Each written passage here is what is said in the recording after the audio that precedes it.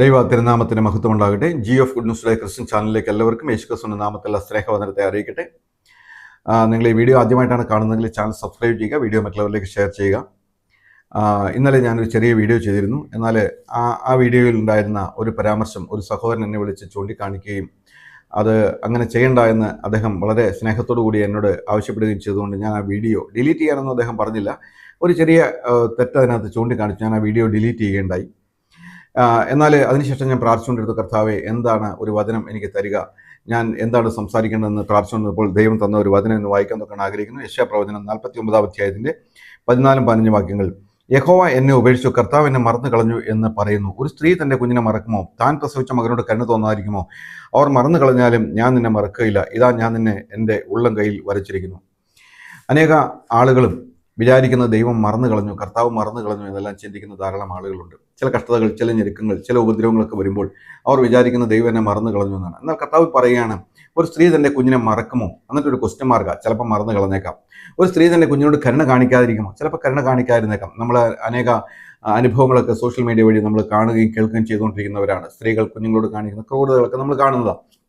എന്നാൽ നമ്മുടെ കർത്താവ് പറയുകയാണ്, ഞാൻ നിന്നെ ഒരിക്കലും മറക്കുകയില്ല, ഞാൻ നിന്നെ മറക്കുകയില്ല. ഇതാ നിന്നെ എൻ്റെ ഉള്ളം കയ്യിൽ വരച്ചിരിക്കുന്നു.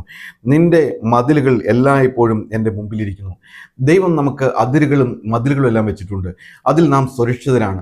ദൈവം തൻ്റെ കയ്യിൽ നമ്മെ വരച്ചിരിക്കുന്നതാണ്. ദൈവം തൻ്റെ കയ്യിലേക്ക് നോക്കുമ്പോൾ ഈ കോടാനുകോടി സൂര്യചന്ദ്ര നക്ഷത്രാദികളെ സൃഷ്ടിച്ച് സർവശക്തനായ ദൈവം തമ്പുരാൻ്റെ കൈകളിൽ നാം സുരക്ഷിതരായിരിക്കുന്നു എന്നുള്ളത് എത്രയോ ആശ്ചര്യകരമായ ഒന്നാണ്. അവൻ്റെ കയ്യിൽ നിന്ന് പിടിച്ചു പറിക്കാൻ ആർക്കും കഴിയില്ല. അതെ, യേശു കർത്താവ് പറഞ്ഞു, അറക്കാനും മുടിക്കാനും മോഷ്ടിക്കാനും അല്ലാതെ പിശാച് വരുന്നില്ല, എന്നാൽ ഞാൻ ജീവൻ കൊടുക്കുവാനായിട്ട് വരുന്നു, സമൃദ്ധിയായിട്ട് ജീവൻ കൊടുക്കുവാൻ ഞാൻ വരുന്നു. പിശാചിന് ഒരിക്കലും മനുഷ്യന് സമാധാനം കൊടുക്കുവാനായിട്ട് കഴിയില്ല. എന്നാൽ യേശുവിൻ്റെ അടുക്കൽ ഒരുത്തൻ വന്നു കഴിഞ്ഞാൽ അവന് സമാധാനം ലഭിക്കുന്നു, അനന്തമായ സമാധാനം അവന് ലഭിക്കുന്നു. അവൻ്റെ കയ്യിൽ നിന്ന് പിടിച്ചു പറിപ്പാൻ ആർക്കും കഴിയില്ല. കർത്താവ് പറഞ്ഞു, ഞാൻ നിന്നെ ഒരു നാളും കൈവിടുകയില്ല, ഉപേക്ഷിക്കില്ല. നമ്മുടെ കർത്താവ് നമ്മളെ കൈവിടാത്തവനാണ്, നമ്മളെ ഉപേക്ഷിക്കാത്തവനാണ്. അവിടെ പറയുകയാണ്, നിന്നെ നശിപ്പിച്ചവരും ശൂന്യമാക്കിയവരും നിന്നെ വിട്ടു പോകുന്നു. അതെ, നമുക്കെതിരെ ശൂന്യത വരുത്തിയ ആളുകൾ, നമ്മളെ നശിപ്പിക്കാൻ ശ്രമിച്ച ആളുകൾ, അവരെല്ലാം അതിൻ്റെ ശിക്ഷകൾ 100 മടങ്ങ് ഏറ്റുവാങ്ങിക്കൊണ്ട് നമ്മളെ വിട്ടു പോകേണ്ടതായിട്ട് വരും. നമുക്കെതിരെ ഏതെല്ലാം ഉപദ്രവങ്ങൾ നേരിട്ടാലും അതിൽ നിന്നെല്ലാം ദൈവം നമ്മളെ മുന്നോട്ട് കൊണ്ടുവരും. നമുക്കറിയാം, ദൈവം നമ്മളെ ഉയർത്തുന്നതിന് മുമ്പ് നമ്മളെ പരിശോധിക്കും, നമ്മളെ പലവിധമായ സാഹചര്യങ്ങളിലൂടെ കടത്തിവിടും, പലവിധമായ ടെസ്റ്റുകളിലൂടെ ദൈവം നമ്മളെ കടത്തിവിടും. പണപരമായ കാര്യങ്ങളിൽ, അതുപോലെ തന്നെ യേശു കർത്താവിനെ കുറിച്ച് മറ്റുള്ളവരോട് പറയുന്ന കാര്യങ്ങളിൽ നാം വിശ്വസ്തരാണോ, നാം എപ്പോഴും മറ്റുള്ളവർക്ക് വേണ്ടി പ്രയോജനപ്പെടുവാൻ തയ്യാറായിട്ടിരിക്കുന്നവരുവനാണോ എന്ന് ദൈവം നമ്മെക്കുറിച്ച് നോക്കിക്കൊണ്ടിരിക്കുന്നു. അങ്ങനെ നാം ചെയ്തുകൊണ്ടിരിക്കുകയാണെങ്കിൽ തീർച്ചയായിട്ടും ദൈവം നമ്മെ ഉയർത്തുമെന്നുള്ളതിന് യാതൊരു സംശയം വേണ്ട. കാരണം ദാനിയേലിനെ ഉയർത്തിയ ദൈവം, ദാവീദിനെ ഉയർത്തിയ ദൈവം, യോസെഫിനെ ഉയർത്തിയ ദൈവം, അവരെല്ലാം ഓരോ പരിശോധനകൾ നടത്തി അവരെ ഉന്നതങ്ങളിലേക്ക് കൊണ്ടുപോയത് നമുക്ക് കാണുവാൻ സാധിക്കും. എന്നെ കേൾക്കുന്ന പ്രിയ സഹോദര, പ്രിയ സഹോദരി, നീ ഇന്ന് ഏതെങ്കിലും കാരണത്താൽ ഭാരപ്പെടുന്നുണ്ടോ? നീ ഇന്ന് ഏതെങ്കിലും ഒരു വിഷയത്താൽ ഞെരുങ്ങുന്നുണ്ടോ? കൂടെ നിന്നെ ഉപദ്രവിക്കുന്ന ഏതെങ്കിലും ദുഷ്ടശക്തികളുടെ സ്വാധീനങ്ങൾ നിന്റെ മേലുണ്ടോ?